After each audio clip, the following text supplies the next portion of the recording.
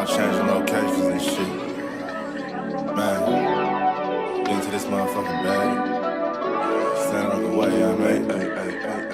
Sacrificing time for this shit. Man, I got a plan. Tried to tell niggas years ago. They ain't understand. Riding by myself and it's cool. I'm all in my head. Everything in life you can't replace. I build relationships. Pretty little smile make a nigga wanna lock it in. We met the same time I lost a friend. We should try again. You been on my mind. You should hop in. I ain't gon' hurt you, baby girl. You know we locked in. Used to be on FaceTime calls on the regular. Never made time, landed on my busy schedule. Now every time I hit the bay, you know I think of you. Working on your brand, love, you know that I.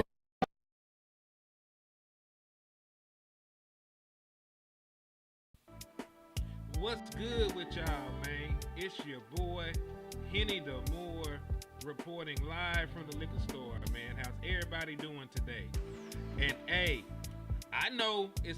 listen, it's Monday, the work week just started.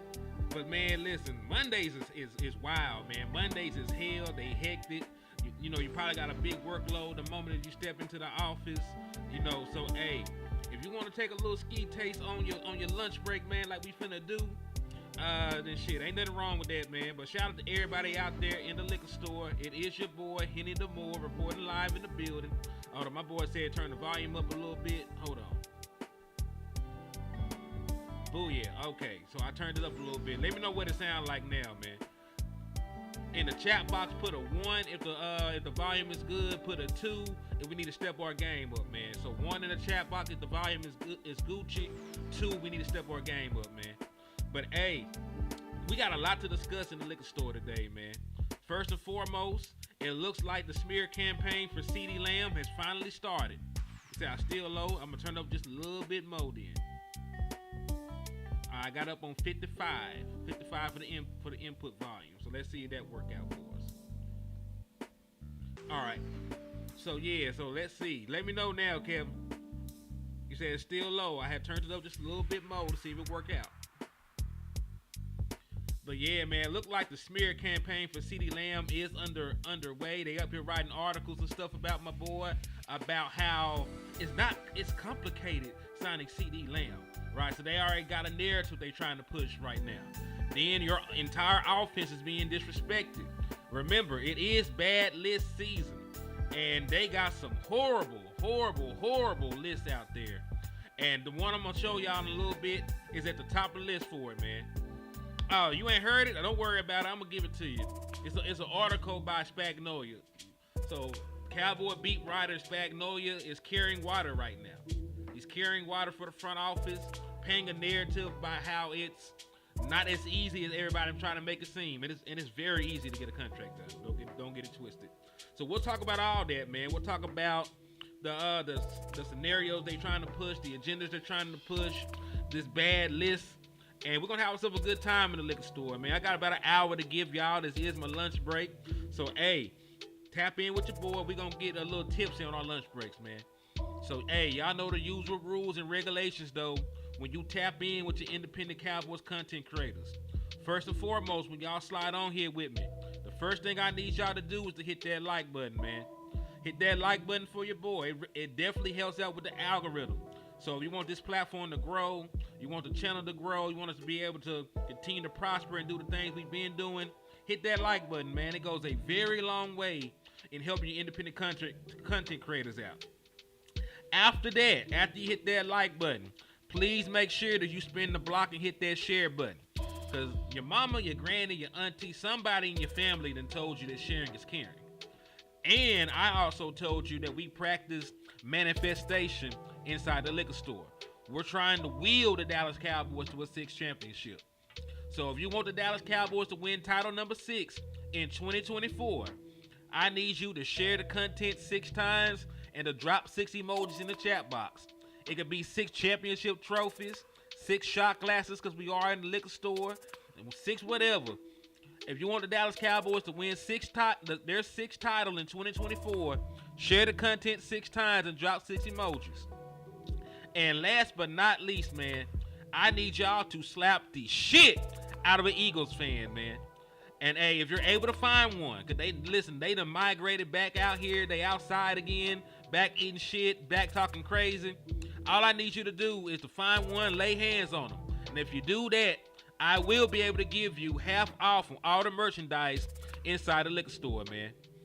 He said can you play the song Paper Planes and I'll sub. All right, I'll find the song, man. Whose song is it? Whose song is it? Whose song is it? I'll see what I can do for you. But yeah, man, if you're able to lay hands on one, I'll give you half off on all the merchandise inside the liquor store. And you know, we got exactly what you need to succeed over here, man. We got Calvaritas, we got gin, we got hen, and everything else under the sun that can make you sin. So tap in with your boy, Henny the More, and come get drunk in the liquor store, man.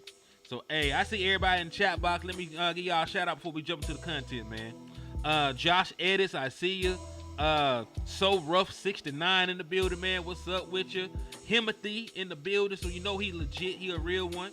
Brian Bradford in the building, man. What's up with you? Who else in here with us, man? Let me just slide up the chat box. Kelvin Hicks, what's up with you? My boy Common Sense Labs in the building, man. King G. Salute to everybody out there, man. And hey, if you want to support the liquor store, or if you want an opportunity to win a Dallas Cowboy jersey, all you got to do is hit the Cash App or the Super Chat. Every time you send $5, you will get a raffle entry. And the winner will decide on whatever Dallas Cowboy jersey they want. You want the Tony Romo, Troy Aikman, Dak Prescott, Michael Irvin, Ceedee Lamb, Michael Parsons, Charles Haley, the late, great Larry Allen, does not matter. If you win, I will make that happen for you. So all you got to do is hit the Cash App, it's $ Henny the More, or the Super Chat. $5 an entry, and we're going to wrap the raffle up on the 1st of July. I appreciate everybody in advance, and let's go ahead and dive head first into this content, man. So without further ado, let's actually start with the bad list. And I'm going to ask y'all, without even bringing up specifically what I'm pissed off about. Do you think the Dallas Cowboys are a good offense? Right? Are the Dallas Cowboys a good offense based on what you saw last year? Because in the last time I remembered, in the year of 2023 that just passed, you had a quarterback that was an all-pro. You had a wide receiver that was an all-pro. Your quarterback threw for the most passing touchdowns in the league. Your wide receiver had the second most receiving yards in the league. Your wide receiver was a candidate for Offensive Player of the Year. Your tight end made a Pro Bowl selection. Jake Ferguson was considered one of the best. Tyler Smith was an all-pro. Zach Martin was an all-pro. So offensive side of the ball, they did pretty damn good last year, right? Okay then. So if the Dallas Cowboys offense was elite, which they were, how is it even possible on any list for them to not be even in the top 5? Like, disregard whatever you're looking at. The Dallas Cowboys, with everything they accomplished offensively last year, how can they not be a top 5 team in terms of offense? Hey, shout out to my boy Himothy for the $5 Cash App, man. Salute to you. And that got you a raffle entry.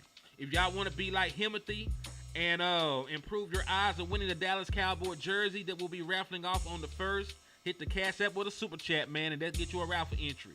$5, every $5 get you a raffle entry, man. So salute to y'all and appreciate y'all support. So yeah, so how can the Dallas Cowboys be one of the best offenses in the league and not be in the top 5? So if you make a list and the Dallas Cowboys offense is not on there within the top 5, your list is bullshit. Picking violence, what's up, man? And I'm glad you came in, because I am picking violence today, because this is blasphemy. This is blasphemy. This is blasphemy. And I like this publication. Shout out to the 33rd team. This is their list. This is their list, and I made an alteration at the bottom to show you why I don't agree with it. Because remember, it's okay to have an opinion when there isn't already proven facts to disprove it. Hey, shout out to the Lunatic, man, for the $5 Cash App as well. He said he need that Larry Allen jersey 73 DC4L. Let's go. Salute to the Lunatic for the $5 cash app, man. They got you a raffle entry as well. So, yes, man. And remember, man, I tell y'all, this is bad list season, right? Everybody has, and listen, like I be telling everybody, there are people that report on the news for a living, and there ain't no news right now. So to get the clicks and the views and everything else to put food on their table, they have to make some questionable lists and some questionable decisions when it comes to putting stuff out there, because they need controversial, inflammatory stuff out there circulating in order to get the clicks and views where there's not actually anything in the news cycle. So they said this is their best offensive cores in the National Football League. They got the Kansas City Chiefs at the top. They got the Philadelphia Eagles second. The Baltimore Ravens third. The 49ers fourth. The Lions fifth. The Atlanta Falcons sixth. The Buffalo Bills seventh. And then they also have the Texans as eighth. Right? So that's cool. Dallas Cowboys, just so you know, the Dallas Cowboys scored the most points of any team in the National Football League last year. They scored the most points in the National Football League last year. Right? All-pro quarterback, all-pro wide receiver, Pro Bowl tight end, 2 all-pro offensive linemen. Right? So even if you look at, and listen, some of these teams have better wide receiving cores than the Dallas Cowboys. I think A.J. Brown and Devontae Smith or a better combination than what we have. I think, because Ceedee Lamb is better than everybody. Ceedee Lamb is better than A.J. Brown. He's better than Deebo Samuel. He's better than Ayuk. Better than Stephon Diggs. Better than Nico Collins. Better than whoever the hell the Bills got now. Better than Amon-Ra St. Brown. Like, Ceedee Lamb is pretty much at the top of the list, right? But we got questions at the back end of the wide receiving room. That's cool. But even with that, outside of Patrick Mahomes, none of these guys have better quarterbacks than the Dallas Cowboys. Like, coming off of last year, Josh Allen had 20 turnovers. Did not throw for 30 touchdowns. Right? None of these guys put up better numbers than Dak Prescott. Even Lamar Jackson, who won the MVP, did not put up a better numbers than Dak Prescott did. Right? So when you look at the quarterback, you look at the number one wide receiver, you look at the tight end, you look at the offensive line that the Dallas Cowboys are able to put out there. Even if you don't have the Dallas Cowboys at the top of the list, it's disrespectful for everything that they accomplished last year to completely snub them off of this list. And just to continue and compare the actual production of offenses from last year to compare to what this list is, the Dolphins aren't on this list either. Tua was very good last year. Tyreek Hill led the NFL in receiving yards. Waddle was a 1,000-yard receiver as well.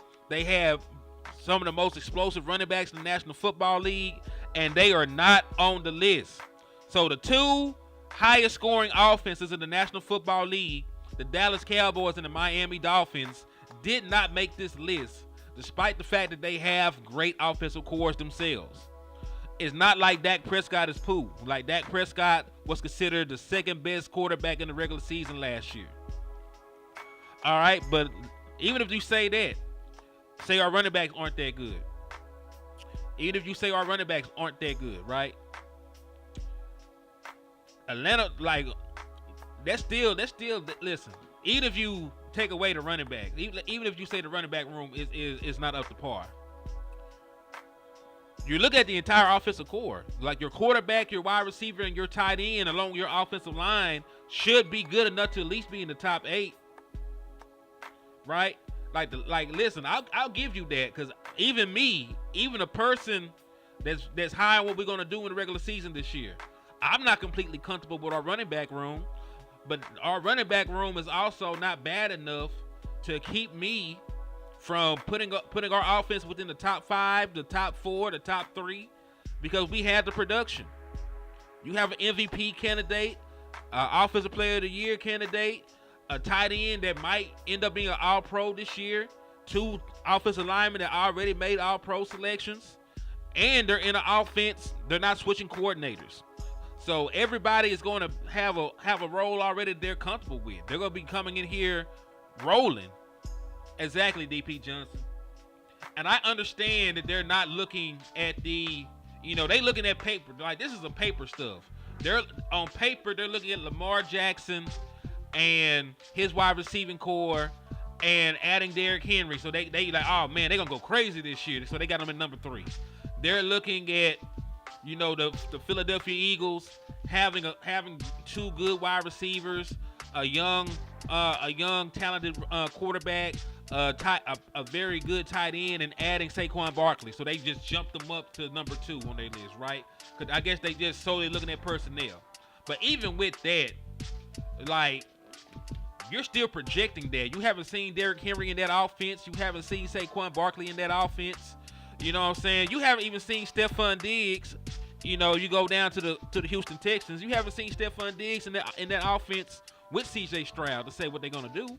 You've seen Dak Prescott and Ceedee Lamb and Jake Ferguson in that offense putting up numbers, being productive.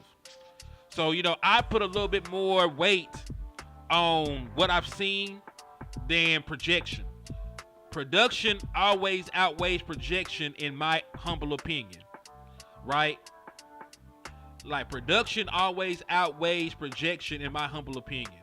So that's why it's disrespectful to me not having the Dallas Cowboys on this list. I'm not a Dolphins fan. It's also disrespectful, in my opinion, to not have the Dolphins on this list. Because the Dolphins got everything. They got a Pro Bowl quarterback, 2 great wide receivers, some decent tight ends, explosive running backs, right? They have some decent pieces along the offensive line. So even if you're looking just solely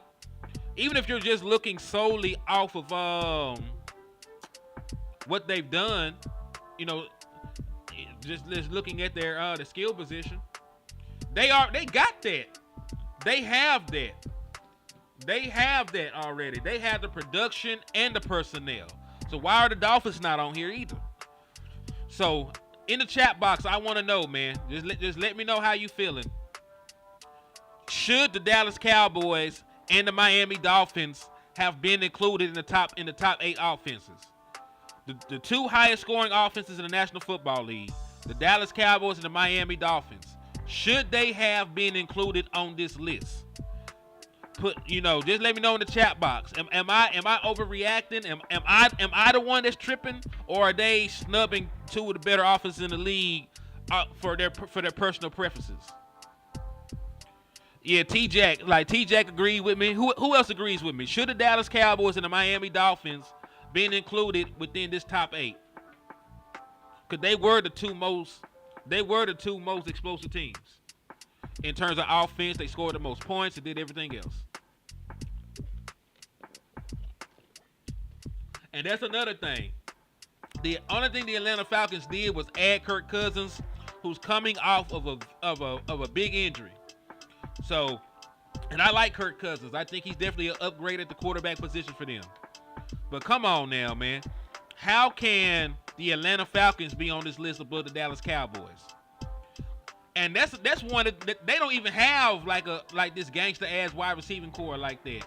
Like, they do got Drake London. I think he has upside and talent, but he's not like a top tier wide receiver yet. They got Kyle Pitts. He's not like a top tier receiving threat yet. He had a 1,000-yard season his rookie year, and his production has tapered off since then. Right? They got Bijan Robinson, sure. They got a very good young running back. So that's what I'm saying, man. Like, why can't the Dallas? Like, why would the Atlanta Falcons be up here? Why would they even be on the list? That's really the one thing that's blacking the eye of this. Dunny Holmes, what's up with you, man? Thank you for tapping in with me.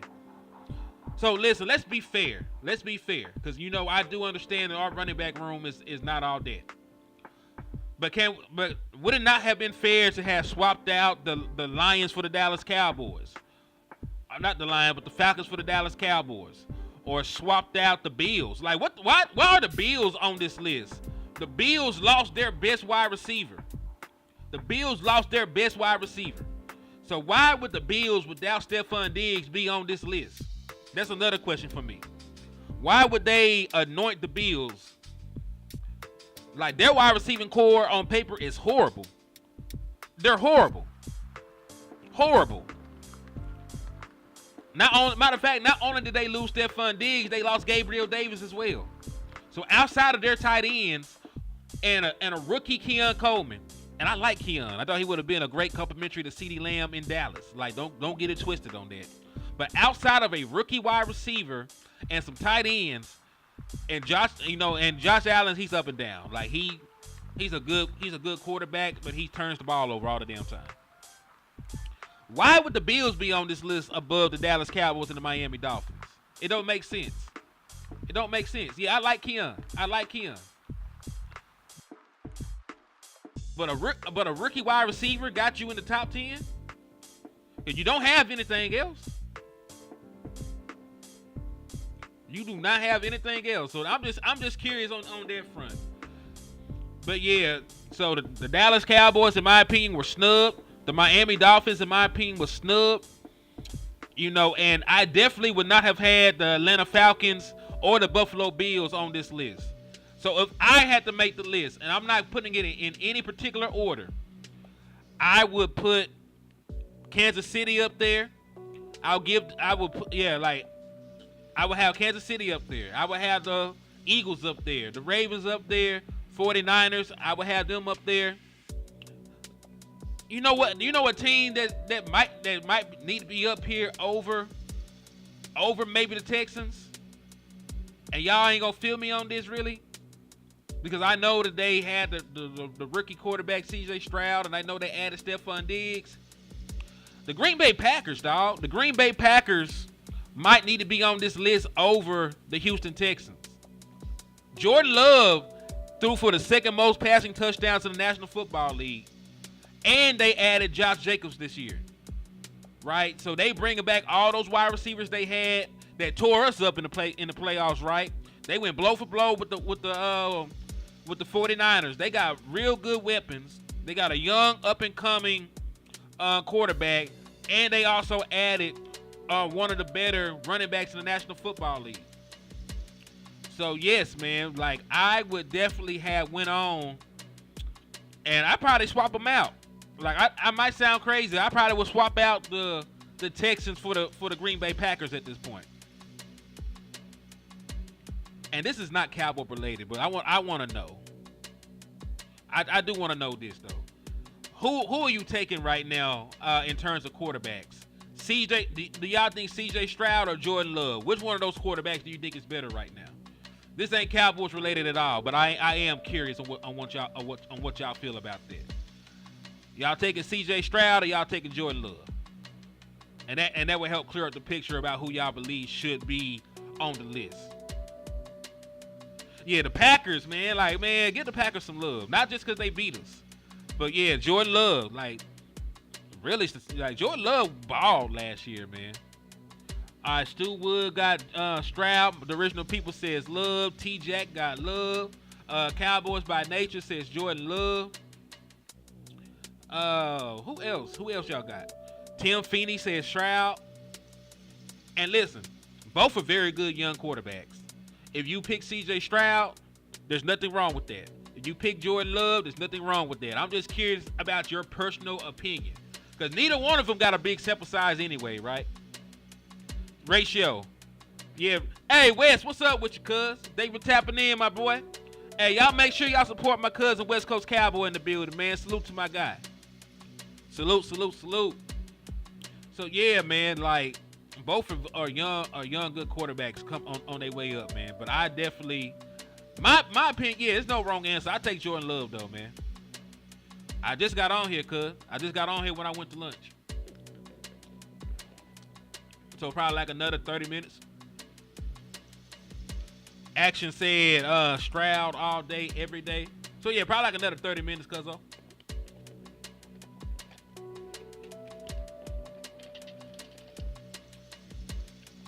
So let's see.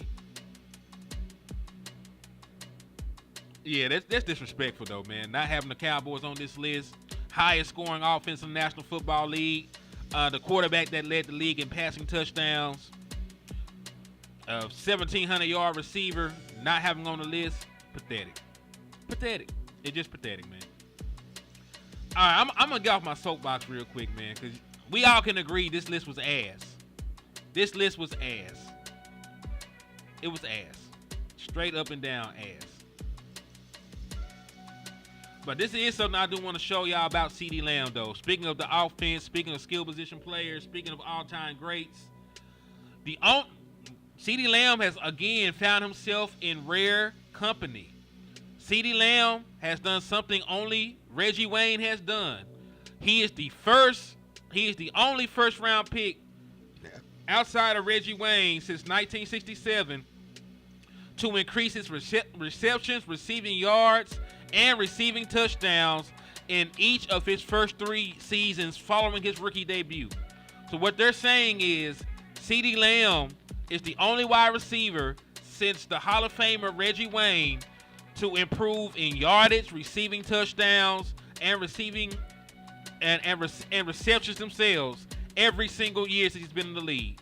So, second year Ceedee outperformed rookie Ceedee. Third year Ceedee outperformed second year Ceedee. And fourth year Ceedee blew third year Ceedee out of the water in every category.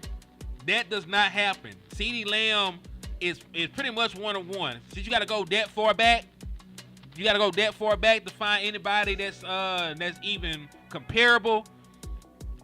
It's crazy that Ceedee Lamb has not been a priority, and it's crazy that Ceedee Lamb has not been signed to an extension at this point. When you think about everything that this man has done, like Ceedee Lamb, disregard just this. Like for what he means to the 88, he's an 88, and 88 has broken all the other 88's records. When you look at his receptions and yards and everything else up to this point, in comparison to a Michael Irvin, who was an all-time great wide receiver, he blows him out of the water. When you look at his production, his first couple of years compared to a Drew Pearson, it blows him out of the water. When you look at somebody as recent as Dez Bryant, who was on a tear when he came into the NFL, he blows him out of the water. So why are we sitting here playing these games, politicking like Ceedee Lamb should not have been paid? Why does an 88, and up to this point, Ceedee Lamb, numbers-wise, because he has not accomplished what Michael Irvin has, but that's team success, right? Number-wise, he has the best start of a career of any Dallas Cowboys wide receiver. He has the best start to his career of any Dallas Cowboys wide receiver. Jerry Jones literally has never seen a wide receiver start his career better than Ceedee Lamb. But this man got to hold out. This man got to hold out and not come to work and threaten this and that to get paid what he's worth. Why is that, Jerry Jones? Why is that? And speaking of which, the smear campaign has started. Now, if I was to pull this up on my screen, it'll be little, unreadable. It wouldn't be good at all for us, man. It would not be readable. So instead of hurting your eyes and putting the article on the screen, I'm just going to read it to you real quick. And this is from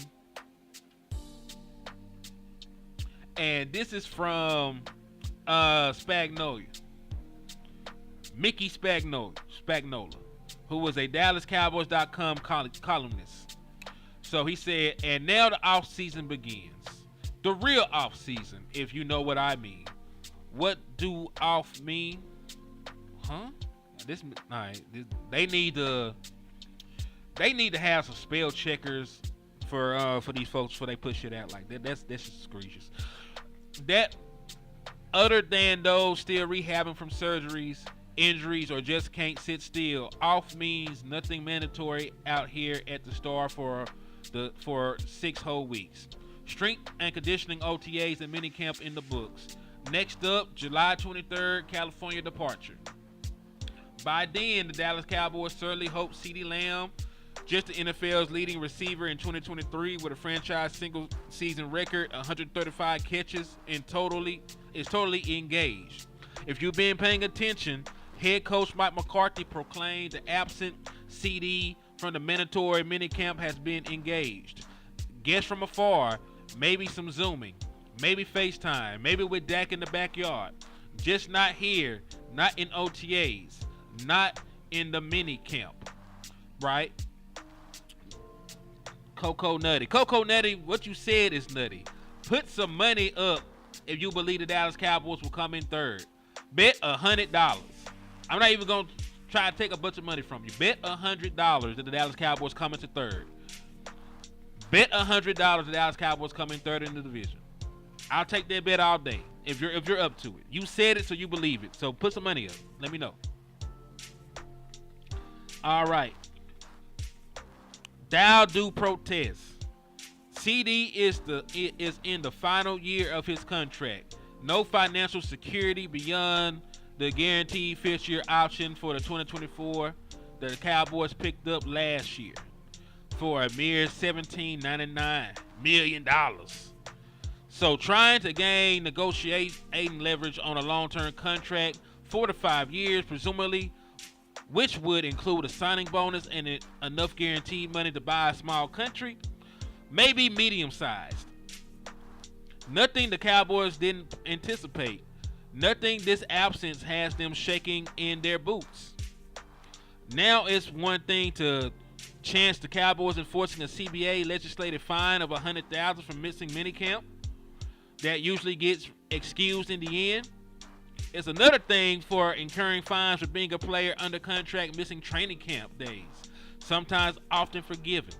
But over history, very few want to miss that weekly game check that becomes auto-deposited for being here by the time of the September 8th season opener.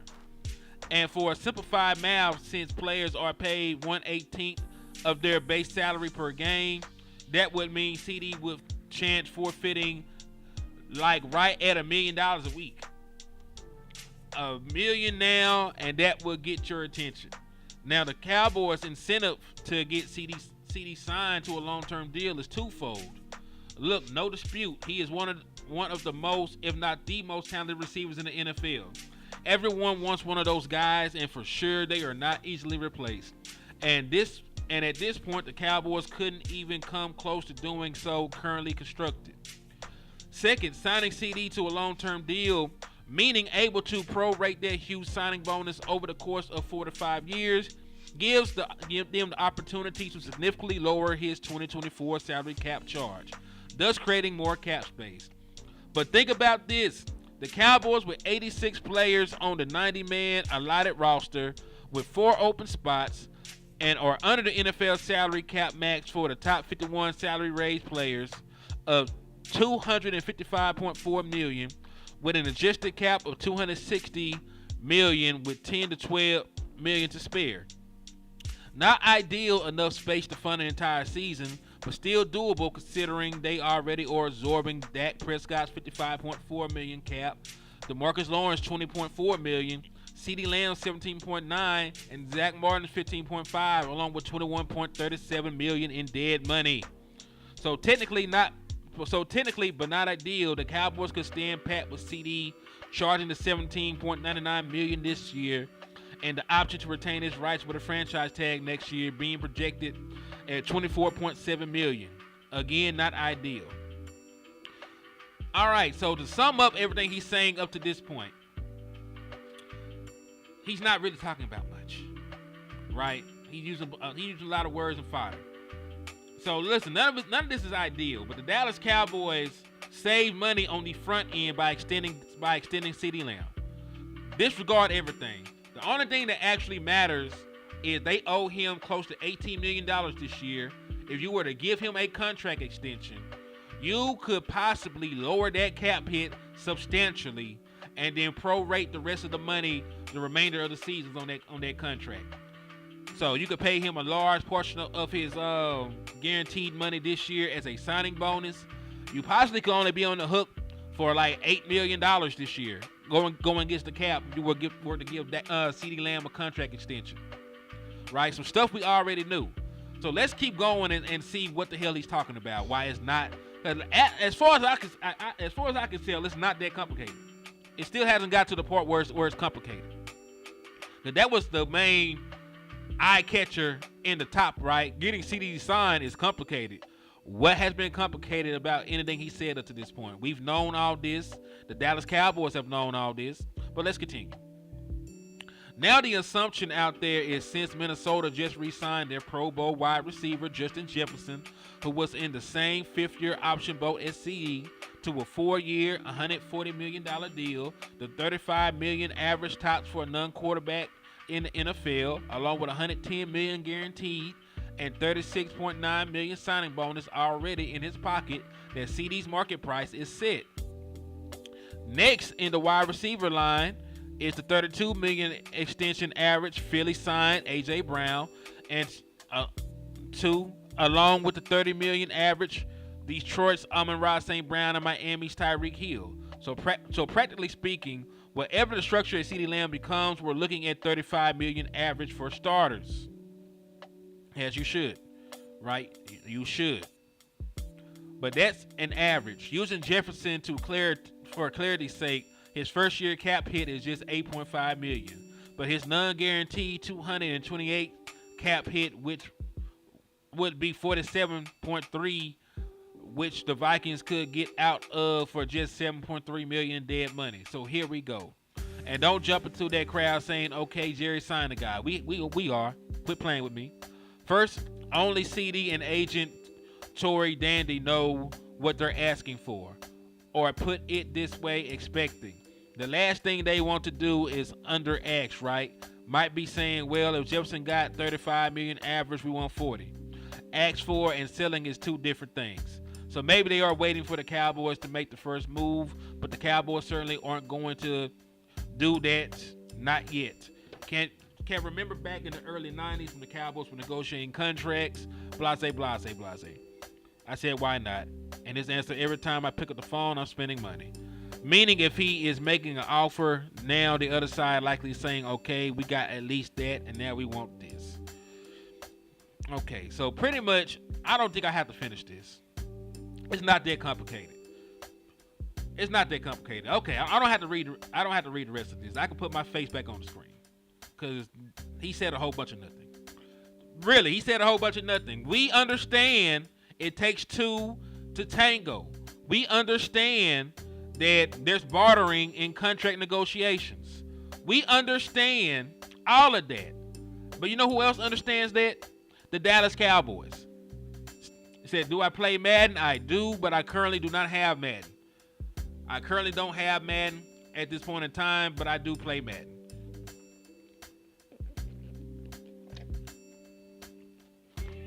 NCAA is the next thing on the list, though.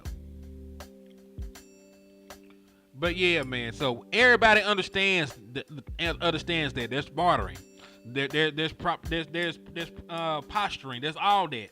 You know, it's not like we're saying that does not exist. The issue that we have as a fan base that are in tune, because a lot of us understand the salary cap. A lot of us understand what the cap hits are. A lot of us understands, you know, that you could prorate a majority of this money. A lot of us understand that APY is not the same as cap hits and everything else. Say if you get a choice of Bruce Irvin or Richard Sherman, go with Richard Sherman, dog. If you playing Mutt, go with Richard Sherman. Go with Richard Sherman, dog. If you playing Mutt, go with Richard Sherman. But yeah, man. As for that, no. Like, there's gonna be prospering, but they already knew this.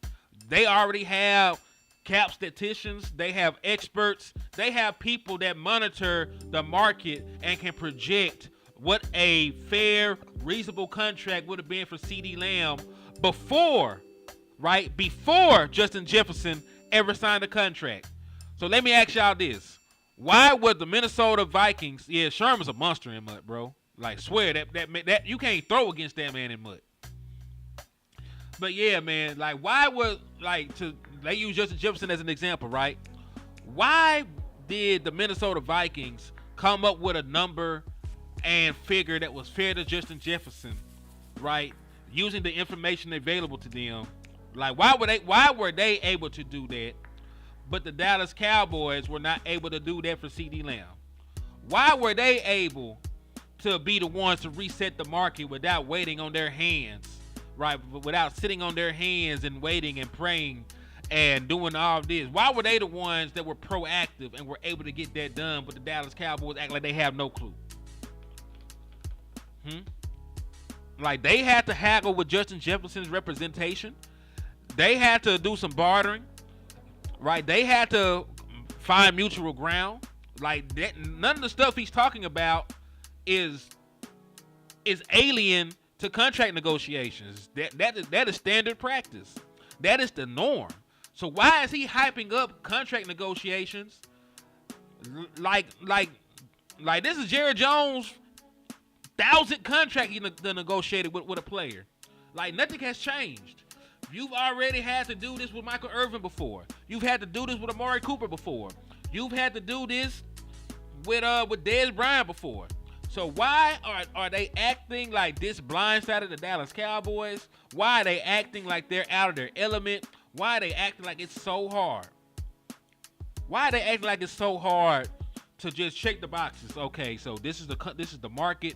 He wants to reset the market. So this person got X amount to reset the market in this area. I can check this box, structure the contract this way, and move like that.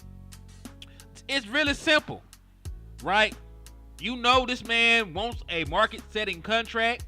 You know that he's worth a market-setting contract. And you know which boxes to check to set the market. What is so hard about doing that? What is so hard about doing that? The same way that the Minnesota Vikings designed the contract so when the cap hit is crazy, almost $50 million, they can get out of it. If he's not living up to that, they can get out of it. Right? They can get out the contract. So why are they acting like this is foreign to them? Why are they acting like this is something that it's just frustrating, man. It's just frustrating to say the least about the stuff. Because, man, the Dallas Cowboys, and this what really upsets me about it. The Dallas Cowboys have a reputation of being good negotiators and businessmen, and it's not earned. It's not really earned when you go around and you look at it. When you look at everything, if they were such good negotiators, why? Yeah, if they were such good negotiators, why did Dak Prescott win in their negotiations? Why did Dak Prescott still end up getting $10 million over what he initially asked for? Like, this same front office did not want to pay Dak Prescott $30 million a year, and they waited so long they end up paying him $40 million a year. This same front office, tried to run a smear campaign against Dez Bryant, do this and do that, and they still paid him top of the market. Right? This same front office came out here. Zeke had to go to Cabo to get his money. They were out here in the streets talking about Zeke who, and you still made him the highest paid running back. Right? You try to hold your nuts, and you still paid this man top of the market money. Top of the market money. You still paid him. So why even go through all this, man? And listen, you know what's crazy? Because they always end up in scenarios where they bid against themselves, and they let the market rise and rise and rise. They always end up losing. They always end up losing on these contracts. Think about it. Dak Prescott signed for $160 million, $40 million a year. When Dak Prescott first wanted to get paid, top of the market was $30 million. That same contract would have been $30 million APY, $120 million. So just by waiting 2 years, the Dallas Cowboys, had to spend an extra $40 million to get Dak Prescott, right? They had to spend an extra $40 million to get a contract done with Dak Prescott, right? So why? And listen, they're doing it again, really, because you could have already got a contract extension done with Prescott before this point. Same thing with Ceedee Lamb. You did not have to wait for the market to reset to think about giving Ceedee Lamb a contract. You could have gave Ceedee Lamb a contract before A.J. Brown signed his extension. You could have gave Ceedee Lamb a contract before Amon-Ra St. Brown signed his contract extension. You could have did a lot of things that you did not do. You could have did a lot of things. They hate paying black player big money. Dog, they hate paying everybody big money. Zach Martin, big country cornbread fed ass had to hold out too. Like, it probably, like, listen, you didn't say anything wrong, but everybody got to hold out. You know it's crazy when the golden boy offensive lineman got to hold out. Matter of fact, they so cutthroat. Zach Martin had to hold out twice. Like, people just think about the previous year when Zach Martin had to hold out. Zach Martin had to hold out in 2018 too. Zach Martin has held out for every contract extension that he got. That's how you know them boys is shiesty and shady. Like your all-pro guard. That man don't even talk in the media. He don't even talk. I couldn't tell you what Zach Martin sound like, and you got this man acting out of his character just to get paid. Like, listen, the Dallas Cowboys so shiesty, they gonna bend anybody over if you let them. They are equal opportunist finessers. You know, that's why the only people that got paid beforehand, right? Trayvon Diggs got paid without much of a fuss because he didn't reset the market. He did not take market setting money, and they got him signed, right? There was no fuss about that. You think about the boy, Jalen Smith. He got a contract extension right on time, but he did not reset the market, right? Guys like that, if you don't want to get paid what you're actually worth, they'll hurry up and pay you. But the moment that a player actually asks them for what they are worth, it's an issue at that point. Tyron Smith did not ask for that much money. Tyron Smith just wanted a little bit extra because he made an all-pro team last year. He thought that he deserved compensation for that. And they told Tyron, it was nice knowing you, my boy. We holler at you.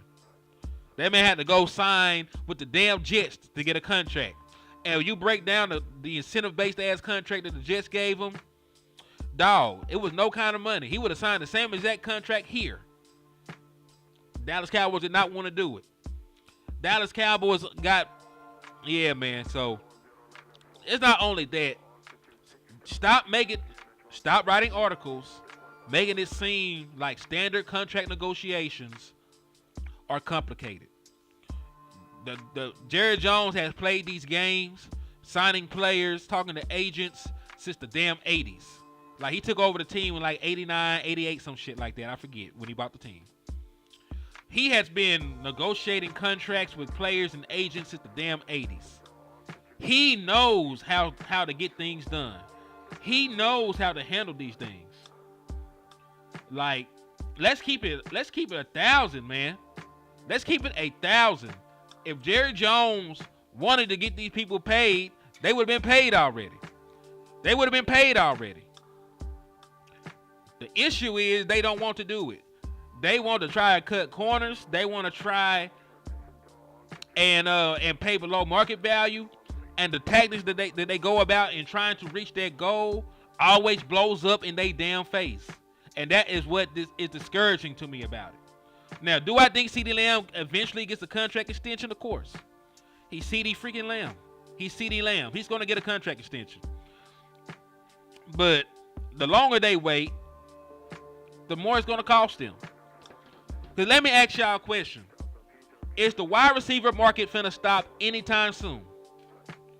And we can do this with every player coming up, right? We can do it with every player coming up.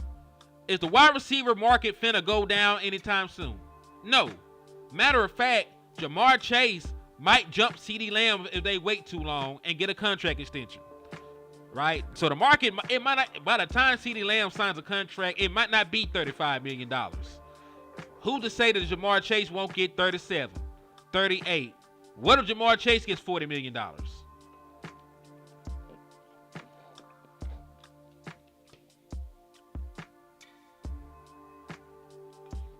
What if Jamar Chase gets $40 million?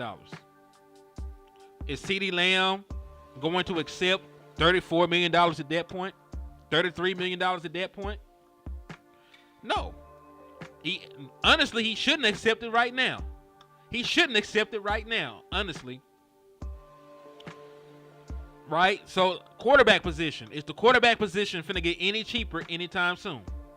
No. Offensive lineman. Like next year, after this season is over with, your all-pro guard, Tyler Smith, will be eligible for a contract extension. So after this year, this is gonna be the earliest that the Dallas Cowboys can sign Tyler Smith, and they should sign Tyler Smith this offseason. This upcoming offseason, sign Tyler Smith as early as humanly possible. As early as humanly possible, you sign Tyler Smith, because if you wait and you let other guards sign ahead of him, his price is going to skyrocket as well. So this is the thing. The Dallas Cowboys must be proactive in signing their players. That's the only way that you can keep your team together. That's the only way that these contracts don't eat up so much cap space, right? If you're proactive, the sooner that you sign a player, the sooner that contract becomes a discount. It's a discount. Okay, if you sign your guy, but think about it. If you had signed Dak Prescott for $30 million and then everybody came out making $40 million, like literally a year after Dak Prescott signed that $40 million contract, somebody started making like 47. So in that terms, it was a discount. But if he had signed back when and was making $30 million when everybody was making 40, right? That would have been a super discount, because everybody after Dak Prescott started making $40+ million. And that is the issue. When you wait, you're late, and when you're late, you're always late. You never get that time back. If you're late one time to the negotiation table, you're technically late for the rest of that player's career, because you'll never get back in the time frame that they were supposed to be in. So yes, you're not saving yourself any money or doing yourself any favors. Salute to Double R, man. Salute to Ratio. Hey, man, we got 119 people in the liquor store right now, man. Shout out to y'all good people. Thank y'all for rocking. Thank y'all for supporting. Thank y'all for showing love. Real quick, make sure y'all hit that like button for your boy, man. Make sure y'all hit that like button. I'm not sure how many likes we got on the video at this point, but please hit that like. It helps with the algorithm. Please hit that share button. Put the content in front of more people's eyes so we can keep talking about Dallas Cowboys content. And please hit that Cash App or that Super Chat, man. We're doing a raffle right now for a Dallas Cowboys jersey. So if any of y'all want to win a Dallas Cowboys jersey of your choice, it could be a Dak, a Troy, a Larry Allen, Emmitt Smith. I went and got my daddy. I thought about it. Like for Christmas, I got my daddy a fire-ass Emmitt Smith Michelin S jersey. He loved it. But yeah, any kind of jersey that y'all want, if you win, I'll get it for you. And in order to enter the raffle, all you got to do is send $5 to the $Henny the Moore. Is at the bottom of is at the left hand of the screen. And then you can either hit the Cash App or the Super Chat. Yeah, my boy David said no wide receiver deserves $35 million. That's just not true at this point. Because hey, listen, you deserve whatever people are willing to pay you. If somebody is willing to pay you that, that's what you're worth. Like, the market is what the market is. Like, some folks think that that teachers should make more, right? But teachers are confined to making a certain amount of money because that's how much the school district has to pay them, right? Some people don't think that road workers deserve to make what they're supposed to make, but they do, right?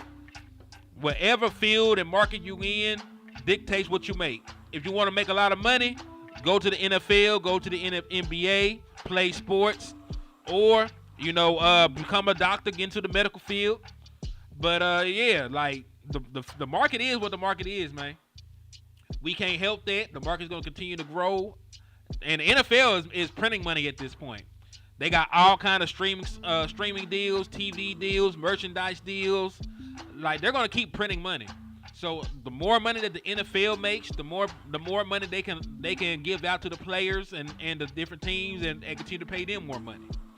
right? So that's just basic economics, in my opinion. Like, you have to factor in the actual field that they're in, right? Because listen, I can't demand $35 million at my job, but I can demand the X amount I'm being paid because that's what I'm worth in the field that I work in. You know what I'm saying? So if you're able to command $35 million, you're worth $35 million. You know, that's the basic thing of that's basic economics in at least in America. Like, there's some places you can't, it doesn't have like a free world economy, but we do have one in America. So if you can demand it and somebody's willing to pay you that's what you're worth.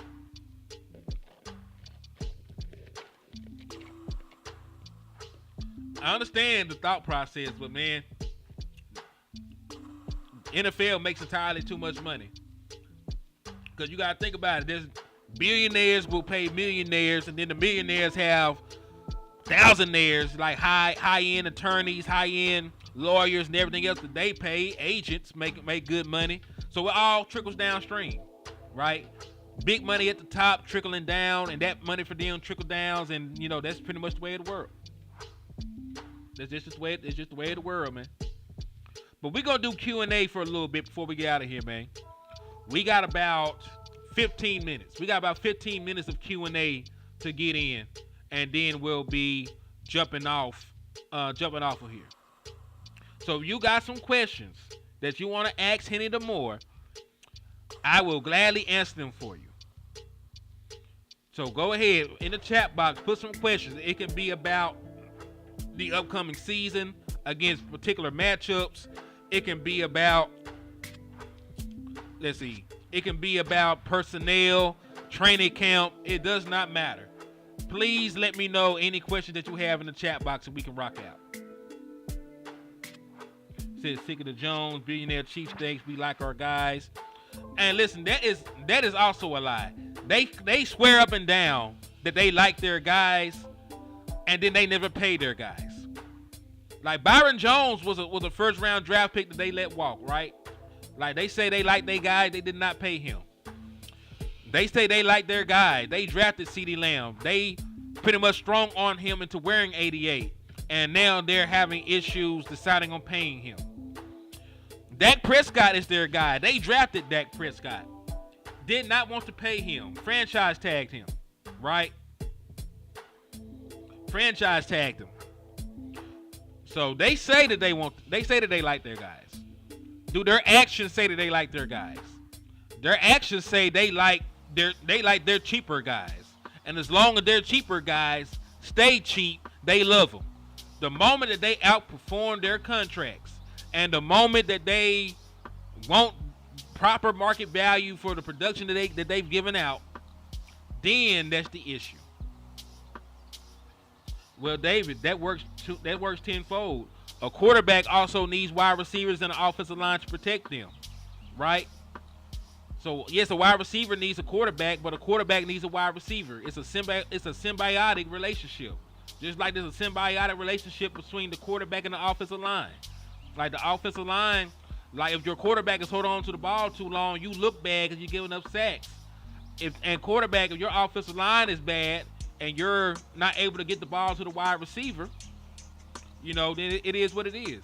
It said, what top wide receiver has won a Super Bowl? Cooper Kupp. Cooper Kupp, who was the Super Bowl MVP just a couple years ago. I mean, why are we acting like top wide receivers haven't been winning Super Bowls? Was Tyreek Hill not a top wide receiver when the Chiefs won? I'm curious. Like, what happened to where did this narrative come from that top wide receivers don't win championships? We won 3 with Michael Irvin, the triplets, right? Like, top wide receivers do win Super Bowls on a complete team. I'm not sitting here acting like a wide receiver by himself is going to win anything. But we also ain't gonna sit here and act like it doesn't help. You know what I'm saying? If you can afford one and have one on your team, then you should have one. The Dallas Cowboys currently have one of the best wide receivers in the league on their roster, so they should lock them up. And it's not gonna get any cheaper. It's not. Because even if you replace Ceedee Lamb and you get a rookie wide receiver, if they develop and they play well, by the time it's time for him to get a contract, that wide receiver is going to be making over $40 million. So it's really doesn't really matter. If you want to have good wide receivers on your team, you're going to be paying a lot of money. You're going to be paying a lot of money. They're just the way of the world.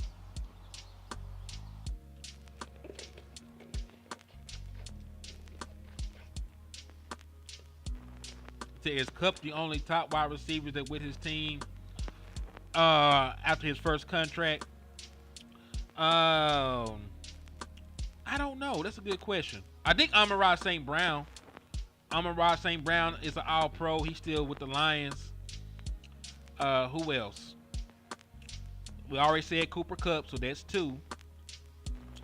I don't really look at Scary Terry as a top-tier wide receiver, but you could throw him out there. He's always a 1,000-yard guy.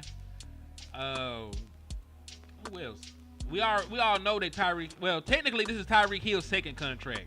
So he signed his first deal with the Chiefs and stayed. They stayed together on that team for a while. Then he got traded and got the master contract extension. So Ceedee Lamb might be here another 4 years, but there's no guarantee that he signs a second contract with the Dallas Cowboys. Oh yeah, Mike Evans. Yeah, Mike Evans has been on that team since his rookie year. So yeah, that's another top wide receiver that's still with his original team that signed the contract. Mark, hell no. Dallas is going to win these games in Dallas. I got faith. Man. I'm holding on to it too because I've been very hurt these last 2 games. I've been hurt, man. I definitely been hurt. But yeah, man. Y'all got any more questions in the liquor store, man, before we shut down? Because I do got to get back to work.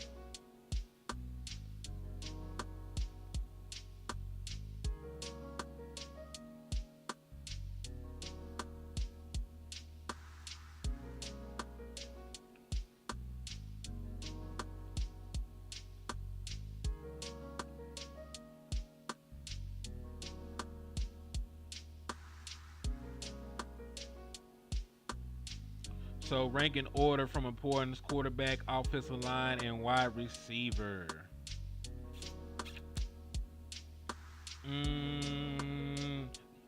You probably got them in the right order. Quarterback, offensive line, then wide receiver. You got them in the correct order. Quarterback, offensive line, and wide receiver. That's the correct order. But at the same token, you don't have to pay your offensive line this year. Your quarterback, you should have paid him already. So yes, that is the correct order. But that does not mean you still don't need a wide receiver, especially one of the ilk of Ceedee Lamb. I think that's 2 different things. No, I think there's 2 different talking points. He said they weren't making 35. No, but they were making what they were supposed to have made. We got to stop worrying about what people are making. Are they a good player or not? Dallas Cowboys have the money to sign these guys. Why are we worried about what they're making? We're not paying them ourselves. It's not coming out of my pocket. It's not coming out of yours. They have the money to work with it. Why are the Dallas Cowboys the only team in the National Football League that is expected not to sign players to market value? Why are they the only team expected not to sign players to market value with the Dallas Cowboys? Why? Why is that the case? That's what I'm trying to see. Why should wide receivers in Dallas make less? We just told you who it was, dog. It was Cooper Kupp. That was just 3 years ago. That was just 2021. It was not that long ago. Matter of fact, there was just really like 2 seasons. There's only been 2 seasons. We ain't even played the 2024 season yet. Yeah, that wasn't the market. Nobody made 35. The market's gonna go up, man. Nobody, listen.